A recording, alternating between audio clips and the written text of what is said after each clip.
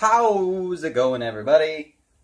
I'm very excited today because I get to review Nickelback's new album, Feed the Machine. Yes, I just got back a few minutes ago from the store from picking this up. I actually listened to the album a couple times last night after it was released on Spotify. And I can say I got more than I got just about what I expected.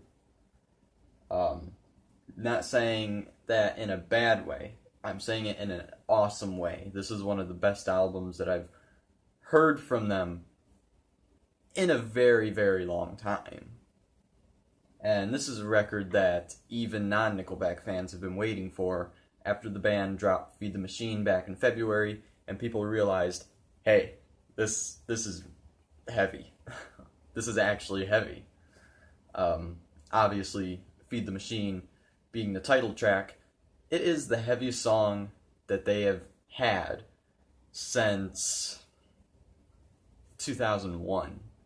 And I'm talking songs from Silver Side up, like Just For and Never Again, being the heaviest that they had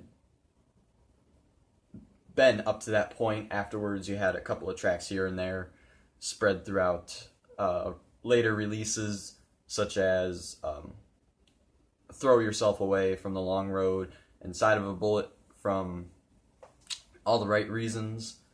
But Feed the Machine goes another level up than those few tracks. And as a lot of people had gathered from some of the lyrics, maybe the lyric video, and eventually when the music video had come out, some people, including myself, had kind of seen it as a little bit of like an anti-Trump kind of thing, which I could care less. It's a badass song. It's got some better lyrics that I've heard from them since fucking Dark Horse, probably, with songs like Just to Get High from that era. And then this album in general just has a lot of solid riffs on it, like from Coin, For the Ferrymen, For the River, The Betrayal, Act 3, which, by the way, let me hit on that note eventually. I'll get to that.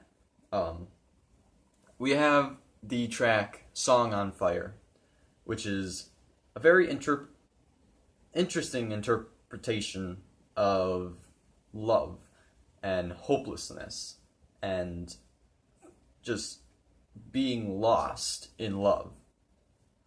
And it does follow the kind of general chord progression that a lot of people say Nickelback kind of beats to death, but that doesn't exactly derail the melody of the song and the lyrics, which talk about the song itself.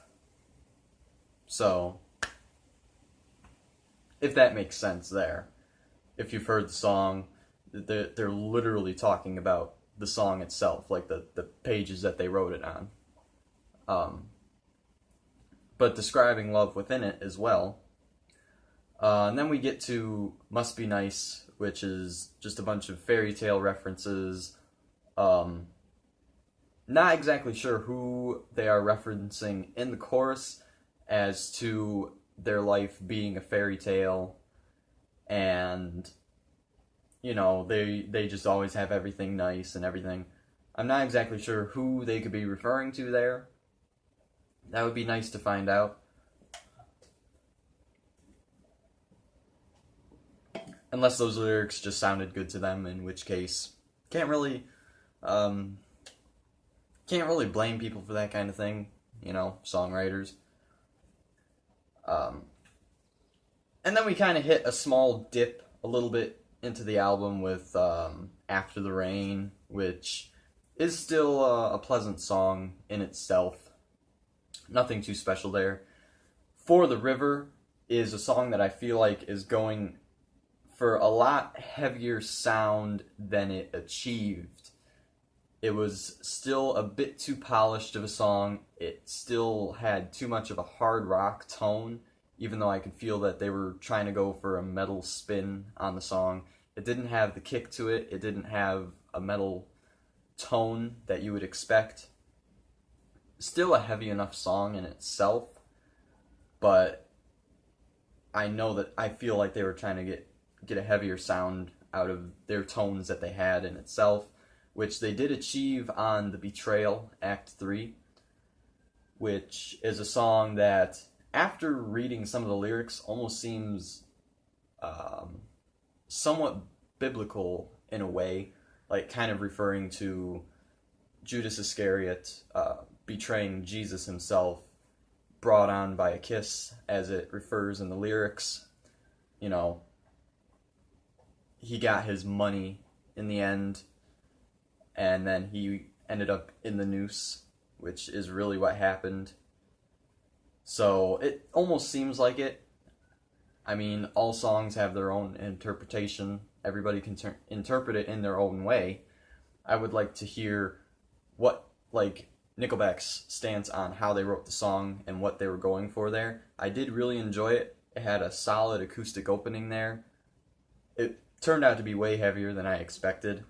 And I remember when I read the track listing and I saw The Betrayal Act 3, a few songs in between, and then The Betrayal Act 1, I'm expecting, like, are they trying to go for something here? Like this almost seems like something that sounds like it would come from fucking Dream Theater or something, almost. You know, having different acts of songs and everything. It's not what we got, though. We're not going to get Dream Theater-esque music from Nickelback, not in a million years. But just from song title and song placement alone, it seemed like it, unless it had been The Betrayal Act 1 and then Act 3. The real question is, where is Act 2? Then we come to The Silent Majority, which is a song that is just filled with politics, including the title itself, which was a term that you heard a lot during and after the election, as, you know, Trump was gaining so much support, and eventually when he won the election, places like CNN were saying that it was the silent majority that spoke up or something. I can't remember. I know that I heard it a lot during the election, though. So, but the song does seem like it's from the average person's point of view, being part of that silent majority there. And then we come to Every Time We're Together, which I expected to be kind of a love song, but turned out to actually talk about Nickelback returning to their hometown of Hannah, Alberta, Canada, and actually reconnecting with their friends after probably decades, and seeing the spots that they used to go to, like their old high school, which is no longer there, and the downtown area of the town, which is just, like, they say looks deserted, or describe it as deserted in the lyrics, and that it's almost not there anymore. And of course, you know, kind of your average, you know, old times kind of song, you know, this is what we used to do, this is where we used to go. Not exactly Photograph, though, especially as this is almost a heavier song in itself. And then we get to The Betrayal Act 1, which is the first instrumental that I've ever heard from Nickelback. And that's interesting to me. When I heard the song, when the song started, and it started with the acoustics, I was expecting it to maybe trail into Act 3 previously, but the whole song, eventually once I got halfway through the song, I'm like, oh, this is just an instrumental. And that is what it turned out to be. A very unexpected album closer,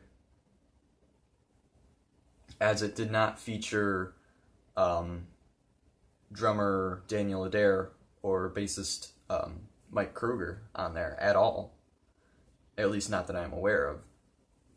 But this album is, it was really something. I was, in a way, when this record came out, I was expecting something incredibly different, like just all heavy, all out, a Nickelback that we haven't heard in a very long time, not since Curb from 1996. But then I was thinking, well, you know, they usually try to continue some kind of a formula that they've had through their albums, which they did finally break on this record. And this album was something. It really was.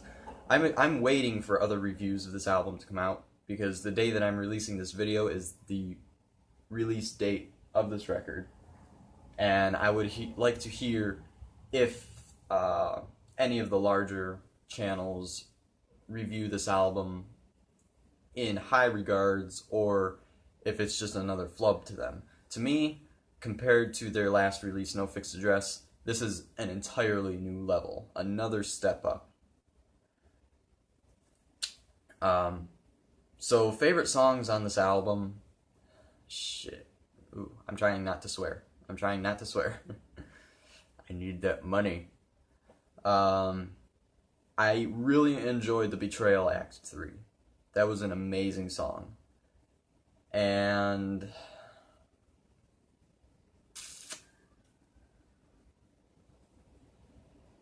Song on Fire. So the Betrayal Act 3 and Song on Fire to me would be my two favorite songs from this record. And my least favorite track on here would have to be Home. It's not that it was a bad song, but it just seemed there. It didn't seem like it was anything too special, like they were trying to really convey anything massively important to the whole concept of this record. Because this almost seems like somewhat of a concept album. Somewhat, maybe, with songs connecting to a dystopian future as Feed the Machine sort of portrays. But Home just kind of seems in there, and it didn't do anything for me too much. It's still not a horrible song, but it could have been better. So Home would be my least favorite track from this record. It was originally Must Be Nice, because that was another song I didn't care for. But after multiple listens, it eventually started growing on me a little bit. Because when the song first came out, I had listened to it and I thought, this isn't exactly that good. And it's still not that good of a song, but when I first listened to it, I'm thinking, oh no. Feed the Machine was good. Song on Fire was good. Their third single, this isn't that good. I was thinking that this might be another, this might be like a view of what more of the album's gonna be like, and I'm glad that it wasn't. So this album I'm going to give a strong 8 to light 9 out of 10. This was a great record. I definitely recommend this, even to metal fans. I know that there are moments on this record that are not going to be too desirable to metal fans, just as vice versa with like mainstream kind of fans, but I do think you should definitely check it out. It's a Nickelback that we haven't heard in decades. So yeah.